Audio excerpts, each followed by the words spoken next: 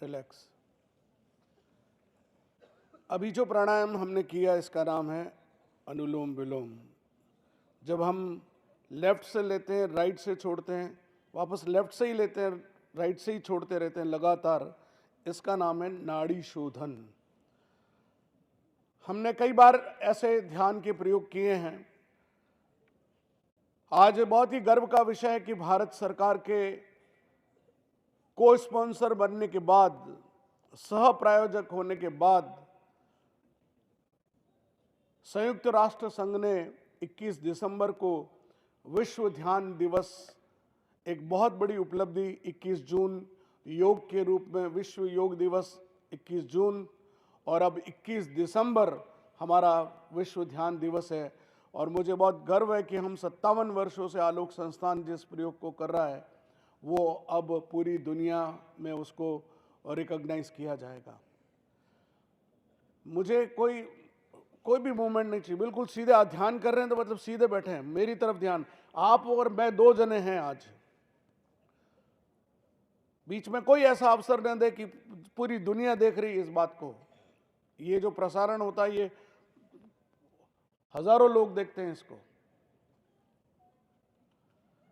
ध्यान की इस विशेष परंपरा में आज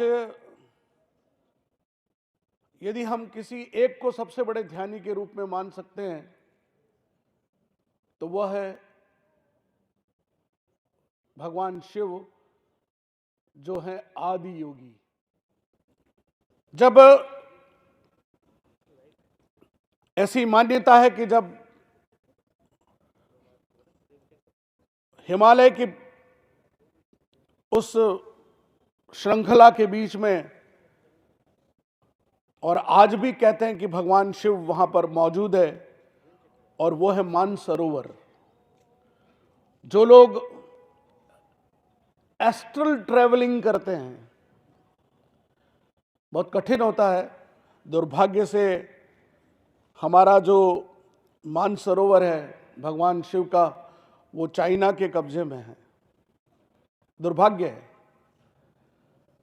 जाने के रास्ते हैं, नेपाल से भी हम जाते हैं, चाइना होके भी जाते हैं।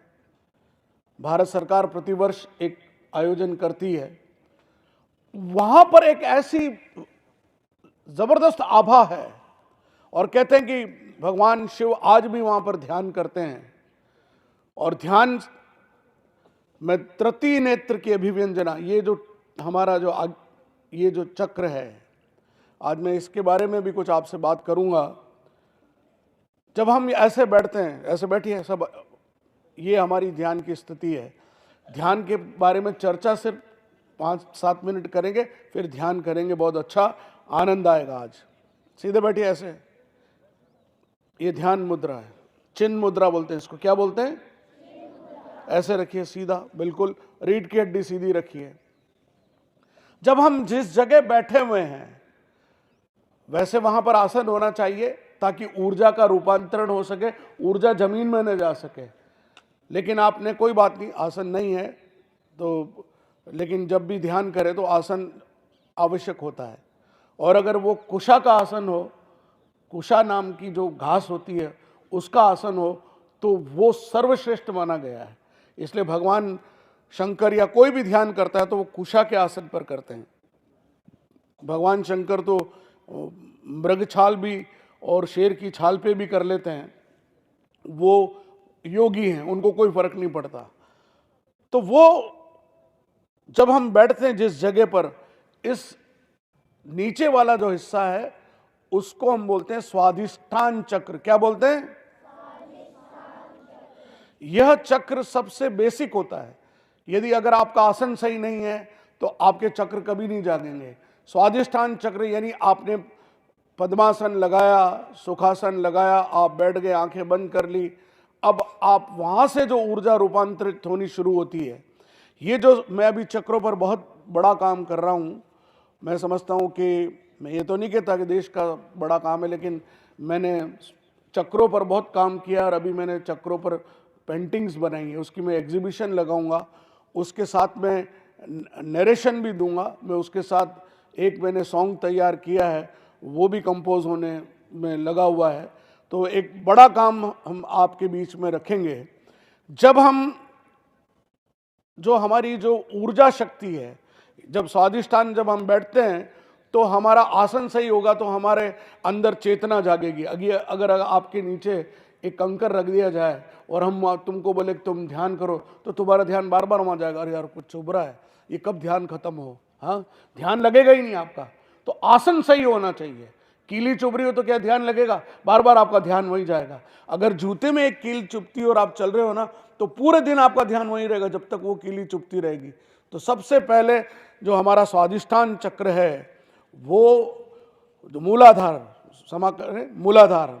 जो चक्र है उसके उस मूलाधार का सही होना जरूरी है। उसके ऊपर स्वादिष्टान चक्र आता है। ये जो ऊपर वाला जो हिस्सा है मूलाधार, हमारा जो हम बैठे आसन वो मूलाधार, उसके ऊपर वाला स्वादिष्टान। स्वादिष्टान के बाद फिर आता है वो चक्र है मणिपुर चक्र। मणिपुर चक्र जो है हमारे पाचन तंत्र से जुड़ा हुआ है। यदि आप ध्यान करते हैं और ध्यान में अगर ऑक्सीजन इनटेक पूरी करते हैं, अनुलोम विलोम करते हैं या भस्त्रिका करते हैं या आप नाड़ी शोधन प्राणायाम करते हैं या आप बैठकर अपने आप को पूरी ऑक्सीजन जब ले रहे हैं तो आपकी सारा नाड़ी तंत्र जागृत होता है। तो यहां पर एक पीले रंग का अनुभव ध्यान करते वक्त जब आप आंखें बंद करेंगे तो उस चक्र पर जाएंगे तो वहां आपको पीला रंग अनुभव होगा, उसको हम मणिपुर चक्र कहते हैं। उसके बाद आता है अनाहत। यहाँ और यार तुमने मुझे आहत कर दिया, यहाँ मारा जोर से और यार आहत हो गया। आहत का मतलब यहाँ जब कोई भी चीज, हमारी जो ग्रंथियां हैं, हमारा प्रेम का विज्ञान है, हमारे रिलेशनशिप है, हमारे परिवार से हमारे संबंध है, मित्रों से हमारा संबंध है, वो यहाँ से जुड़ा हुआ है। इसलिए अनाहत चक्र इसको ये प्रेम और जीवन के रिश्तों के संतुलन का मार्ग हमारा खोलता है। उसके बाद जो आता है हमारा ये विशुद्धि, यानी शुद्ध आचरण करना, शुद्ध खाना, शुद्ध बोलना, हमारा थायराइड से ग्रंथि से जुड़ा हुआ इसका चक्र का नाम है विशुद्धि चक्र। यह जागृत रहता है तो आपका शरीर का संतुलन रहता है। अगर आपकी बॉडी का टेम्परेचर है, जो बायो पढ़ते हैं उनको पता है, आपकी बॉडी को टेम्परेचर को मेंटेन करने का काम थायराइड करता है। अगर आपका वजन है अचानक बढ़ रहा है तो थायराइड गड़बड़ है, अगर अचानक घट रहा है तो भी थायराइड गड़बड़ है। तो ये विशुद्धि चक्र विज्ञान, मतलब आप सोचिए हमारा जो ध्यान का तंत्र है वो कितना विकसित हुआ करता था, उसको हमने भूला दिया और हम केवल लोगों के कहने पर चलते रहे कि चलो पश्चिम वाले कितने बढ़िया हैं, कितने अच्छे हैं। तो हमारी जब आज्ञा, आपको किसी ने आज्ञा दी तो ये जब हम कहते हैं ना उंगली यूं करके, किसी को अगर आप सीधे यूं करोगे तो उसका सर दर्द शुरू हो जाएगा, और मेरे उंगली हटा यहाँ से, यूं करके, ये ईगो का प्रतीक है, ये आज्ञा दे रहे हैं। तो तुम आज्ञा देने वाले कौन हो? तो इसलिए हमारे जितनी भी विवाहित स्त्रियां हैं उनके यहाँ पर टीका लगाया जाता है, और उसके पीछे साइंटिफिक रीजन था कि अब इसके आज्ञा चक्र को, इस स्त्री के आज्ञा चक्र को कोई नहीं भेद सकता, इसलिए बड़ा टीका लगाते थे। इसलिए वो लाल टीका लगाती हैं। यहाँ पर वो सोने और चांदी के वो टीके लगाए जाते हैं शादी के समय, वो इसीलिए होता कि इस स्त्री के आज्ञा चक्र को अब कोई भी नहीं भेद सकता, इसका आज्ञा चक्र इसके पति से बंधा हुआ है।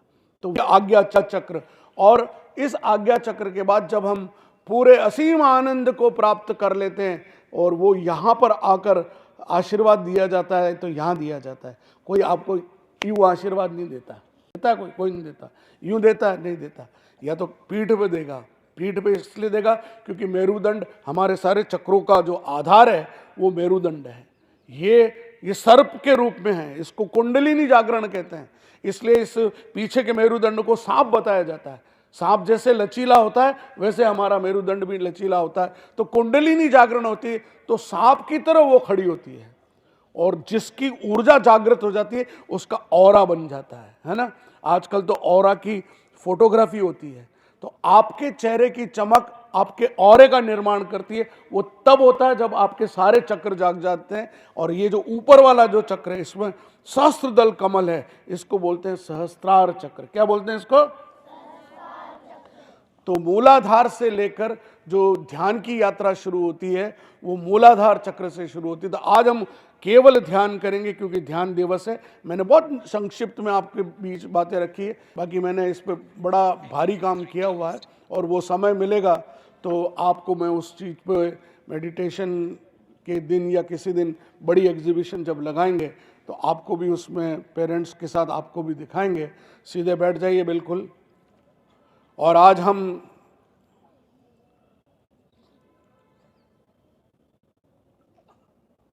मूलाधार से प्रारंभ होकर इस यात्रा को हम सहस्त्रार चक्र तक लेके जाएंगे।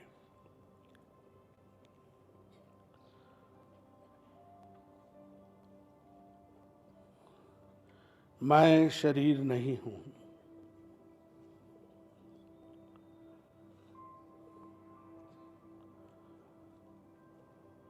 इस असीम सूर्य से आती हुई रोशनी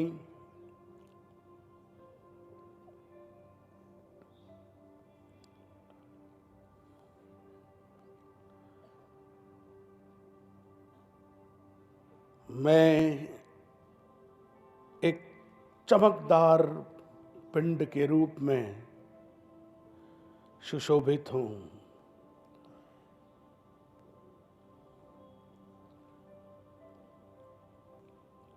अपना ध्यान पांवों की उंगलियों पर केंद्रित करिए।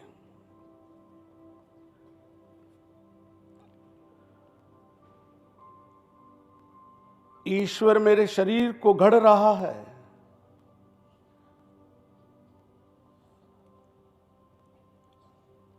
अब मुझे ईश्वर ने जंगाएं प्रदान की हैं।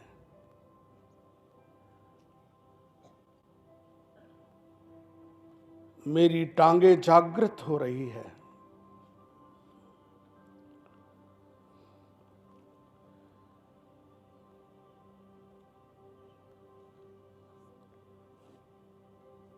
धीरे धीरे कमर तक ऊर्जा का रूपांतरण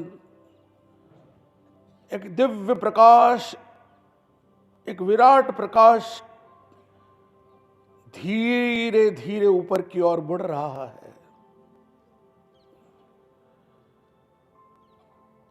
मेरे नाभि कुंड में ईश्वर ने कलश स्थापित किया है। ये जीवन ऊर्जा का स्रोत है।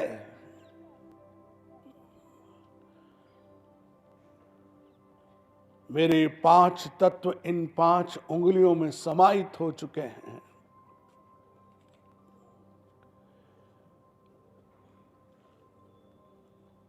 ईश्वर मेरी भुजाओं को शक्तिमान बना रहा है। ये शक्तियां धीरे धीरे मेरे हृदय स्थल पर आकर असीम प्रेम का निर्माण कर रही है। न सिर्फ मनुष्यों के प्रति, पेड़ पौधों के प्रति, जानवरों के प्रति, ये धरती जहां का कंकर कंकर शंकर है,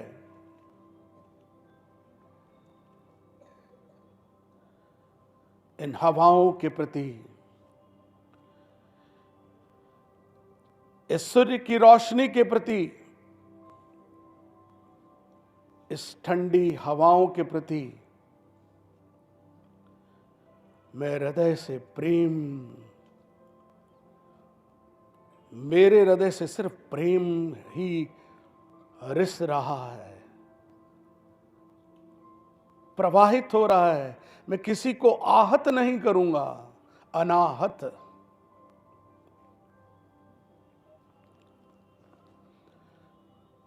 मेरी वाणी विशुद्ध हो, इसलिए विशुद्धि चक्र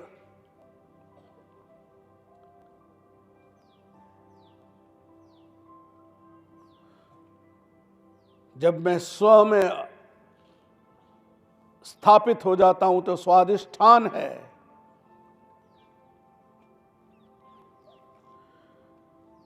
मैं अपनी आज्ञा का मालिक स्वयं हूं। मैं सही मार्ग पर चलने के लिए अपनी आज्ञा को केंद्रित करके चलता हूं। अनुभव करिए कि दोनों भवों के बीच में एक ज्योति जल रही है, एक दिव्य प्रकाश जो आपके अंदर प्रस्फुटित हो रहा है।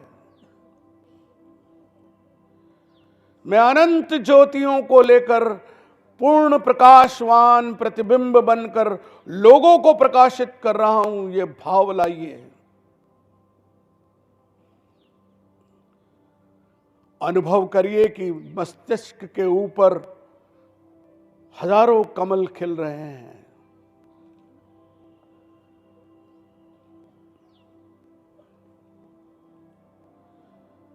धीरे धीरे मेरा पूरा शरीर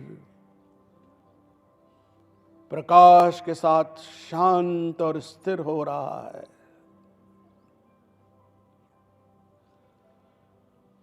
कोई विचार नहीं, कोई तनाव नहीं,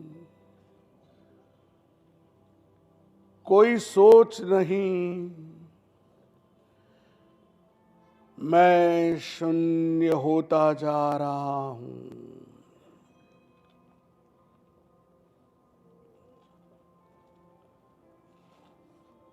मैं स्थिर और शून्य हो गया हूं। धीरे धीरे मैं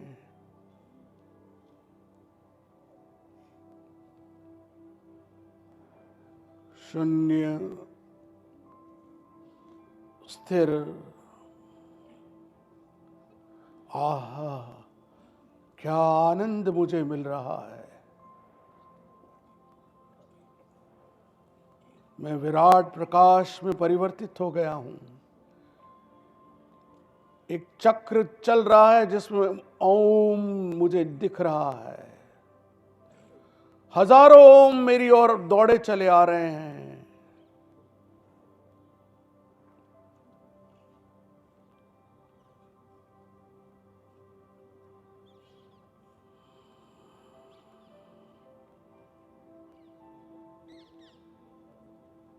कितना आनंद मैं अनुभव कर रहा हूं।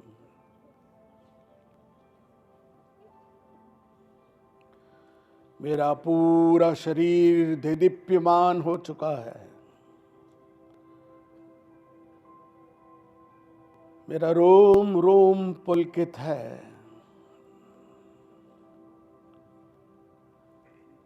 मेरे चारों ओर अदृश्य शक्तियां मुझे ऊर्जा प्रदान कर रही है।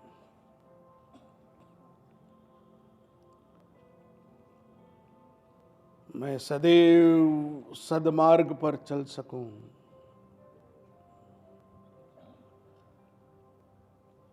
मैं प्रत्येक प्राणी से प्रेम कर सकूं।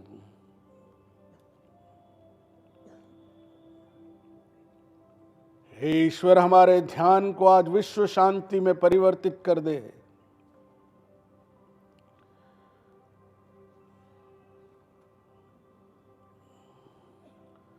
ब्रह्मांड में हमारे शब्द शून्य में नहीं जाते।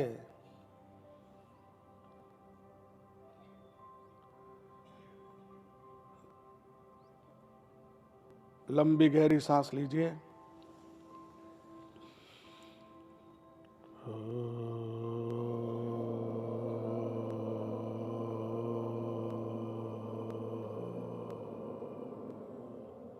और मध्यम स्वर में ओम का उच्चारण नाभि से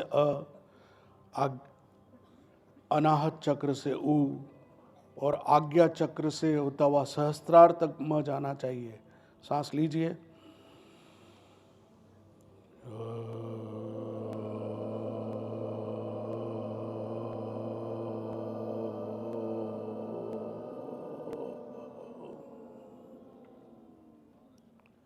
फिर सांस लीजिए।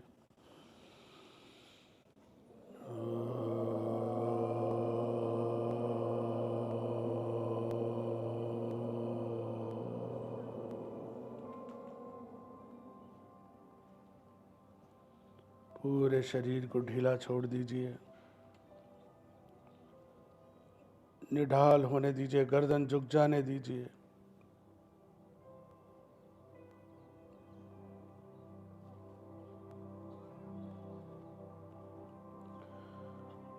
पूरा शरीर ढीला छोड़ दीजिए, अस्तित्व में नहीं है, छोड़ दीजिए, बिल्कुल तनाव नहीं, न हाथों में, न पैरों में, न चेहरे पे।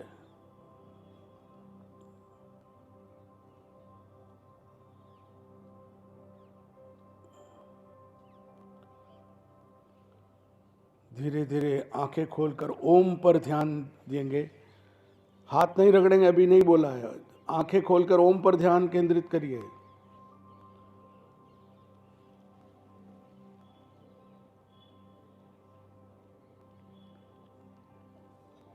विराट प्रकाश का अनुभव करिए, दोनों हाथ रगड़िए, यहाँ ऊष्मा को अनुभव करिए।